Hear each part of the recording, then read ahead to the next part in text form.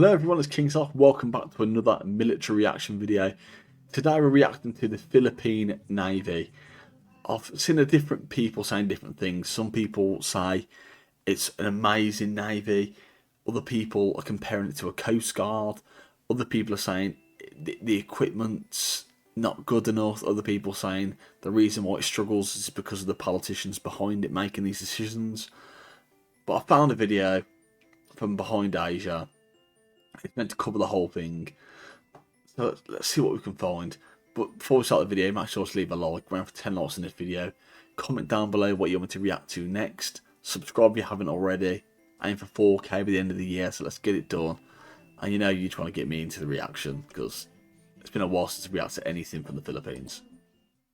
The Philippine Navy is the country's most vital piece of national defense. The Philippines is an archipelago country composed of more than 7,000 islands. Defending the country from external threats, sea robbers, and smugglers has become a national priority. Yet many doubt the formidable strength of the Philippine Navy. So just how strong are the country's Navy defenders? Yeah, well, to understand this, it is first important to understand the history. The Philippine Navy officially began in 1898, established by then-President Emilio Aguinaldo. Initially, the Philippine Navy had a small fleet, which became far more evident during the Second World War, which exposed the weakness of the country's maritime defense. The ascent of the Philippine Navy began after the war, when the threat of several rebellions emerged, and as the world continued to face serious threats. The Philippines, which saw its economy growing modestly, had nothing but a strong responsibility to build up its maritime forces. They crafted maritime battalions from nothing,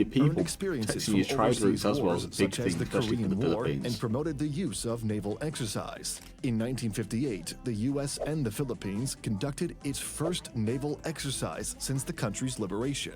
The exercise was known as Operation Bulwark 1, or Exercise Bulwark, a harbor defense exercise which was led by a Philippine naval officer. By the 1960s, the Philippine Navy immediately emerged as that's probably one of the best countries you could have to test your Navy anyway. The Americans, because they have one of the biggest navies in the world, and they probably have some of the best kit in the world. So if you've got a Navy that struggles, you're going to learn a lot off the American.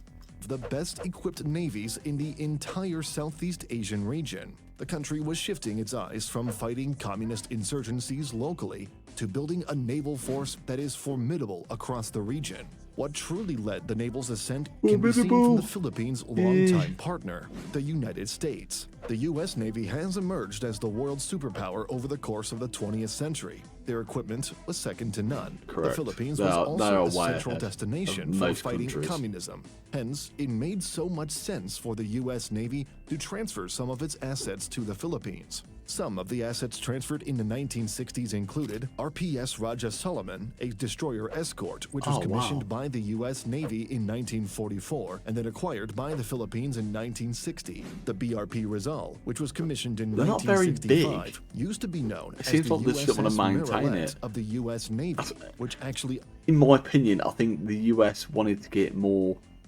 modern equipment and they didn't want to have to pay to destroy these ships. So they thought, okay, who do we know that needs a navy or stronger bits of kit? Okay, we'll send it to these countries because they don't have the best. Like, this would probably be ahead of the time for the Philippines, but behind the times for America. So it only makes sense. Operated until 2020 and was considered as one of the world's oldest active fighting ships at that time. There exist several other names, such as BRP Quezon, BRP Andres Bonifacio, to see the Philippines standing out in Southeast Asia. However, a country's national defense is largely reliant on one's economy. Without government money, the Navy cannot flourish. Hence, from the 1970s to 1990s, the Philippine Navy slowly lagged behind its neighbors in terms of growth. But don't get me wrong here, that did not mean that the Philippine Navy got stuck. It just meant that government spending on military affairs had slowly lagged behind. Data from the Supreme Military Expenditure Database shows that the Philippines' military spending in 1976 was over $2.9 billion, which is far more than Indonesia, Malaysia, and Thailand. However, by 2020, the Philippines' spending on military stands now at just $3.49 billion. far lower than Malaysia, which spends at about $3.9 Yes, billion. it seems like the government sort of Thailand at stopped $7.3 billion bothering to improve. and Indonesia at $9.4 billion. The growth was still seen nevertheless. The Philippine Navy in the contemporary period saw a huge shift when then-President Field V. Ramos signed the AFP Modernization Act in 1995, which subsequently saw amendments to improve its program. The AFP Modernization Act enabled the entire Army to acquire new assets. But it wasn't really until 2016 that the Philippine Navy saw its newest fleet being commissioned. In 2016, the Philippine Navy acquired the Tarlac-class landing platform dock from Indonesia, an amphibious... I was about to say, but are they acquire and building your own are very different? Because most of the time when you're getting these boats from other countries, it's because not because they want to sell them, it's because either they can't afford them anymore, or they don't want them anymore because they're outdated for what they have.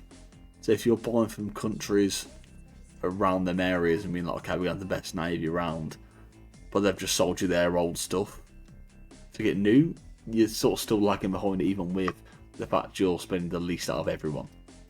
warfare platform and its first major brand new ship acquisition since the 1990s. And in consecutive years of 2015 and 2016, the Philippine Navy acquired several Balikpapan-class landing craft heavy, which originated from the Australian Army. But the largest bulk of acquisition was really made in the last 5 years. The famous and flagship modern surface combatants of the Philippine Navy, known as the Jose Rizal-class frigate, saw its first commission in 2020. These frigates, originating from South Korea, have a range of over 4,500 miles, equipped with rapid guns, anti-ship missiles, torpedoes, radars, and sonars. Following the Jose Rizal frigates, in 2019, the Conrado Yap-class corvette was also acquired from South Korea, designed for coastal defense. Yeah, because what it seems like, they're getting loads of boats, but they only seem like short-distance boats. I think those two are the first long-distance boats I've seen. And anti-submarine operations. In 2021, the Mogai-class landing craft utility was also commissioned from South Korea. Lastly, and probably the most famous one, is the Acero-class patrol gunboats, which originated from Israel. These gunboats are fitted with remote gun systems from Rafael Advanced Defense Systems and are equipped with autocannons, surface-to-surface missiles, and machine guns. Now, most of these ships were commissioned only recently. The most plausible reason is likely due to China. China's aggressive stance in the West Philippine Sea has led several governments in the Philippines to call for naval modernization. The Philippine Navy has to step up its defense and stop China from bullying its fishermen. What this leads us to then is that if China continues its aggression, it is likely easy to see the Philippine Navy's growth. There will be more acquisition, more expansion, and more missiles. The Navy... Yeah, because if they need to protect their general fishing rights, their trade routes, they want to make it easier for their own country to get the economy back up, which can in turn spend more money on it. You need to almost spend money to get more money in this sort of situation. Navy itself, through several reports, have already stated this. On top of that, President Bongbong Marcos has been vocal to the expansion of the Philippine military. Not only has he approached the U.S. for a reconnection within their alliance, he has also called the Philippine Navy to strengthen their unit capabilities, citing the need for better border defense. President Marcos has also recently witnessed the launching of several weapons, such as the Navy's new anti-air warfare capability in May 2023, after the BRP Antonio Luna test fired one of its surface-to-air missiles. The weapons acquired by the Philippine Navy from France had a budget of 670 million pesos. So we come at a standstill. Just how strong is the Philippine Navy? Well, it's easy to acknowledge, as many do, that the Philippines is the weakest in the entire Southeast Asian region. We can conclude this through the country's military spending, which falls... But I don't think that's because of the people in the Navy. I think that literally is just because the budget, whereas they used to be at the top, it seems like they've sort of neglected their military, the politicians. And all these other countries went like, oh, well, we're just going with like rates of inflation, how the world's going, let's just increase our spending. the Philippines have done the least amount possible. Short of the Big Five in the region. That comes despite the Philippines being an archipelago country composed of thousands of islands. Which means On top of would that, expect some another of big its navy. islands are contested by its neighbors. The naval size, according to the Philippine Navy website, numbers at 24,500 active not a lot personnel, either. including the For a navy, considering how many 8,300-strong islands. Philippine Marine Corps. It has 82 combat ships, 14 auxiliary ships, 25 manned aircraft, and 8 unmanned aerial vehicles, which are undoubtedly smaller compared to its neighbors. Nevertheless, while it is weak in numbers, it has huge potential. And furthermore, the defense of the Philippine Islands is not solely on the Philippine Navy's shoulders anymore. President Marcos has pursued a proactive approach to his allies, from Japan to the US and even Australia. The US, out of all, has been coming back to the Philippines through the EDCA agreement, which may give an assurance to the country. Through the US to Navy, continue the their Philippine alliance, Navy 'cause they're has trying also together. been actively Makes sense. doing these naval exercises and naval warfare drills. These enable the Philippine Navy to boost its capabilities. I feel like it's I feel like the Philippines have been almost left behind the times with this. So I get what they mean by saying, some people saying it's the almost like a coast guard rather than navy. Because even I noticed on that video then, they're showing the boats.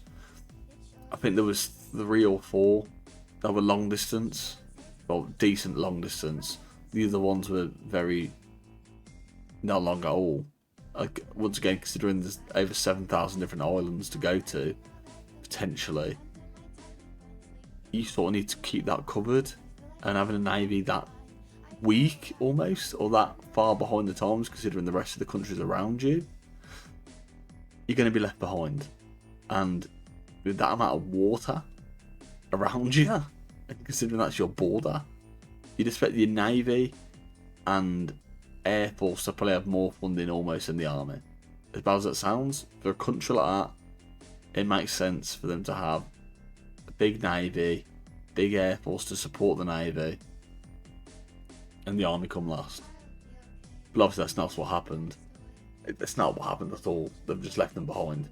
But it's been King Sloth. Make sure to leave a like around 10 likes on this video. Comment down below what you want me to react to next. Subscribe. 4K by the end of the year. Let's get this job done. Let's get it smashed out. See you all in the next video.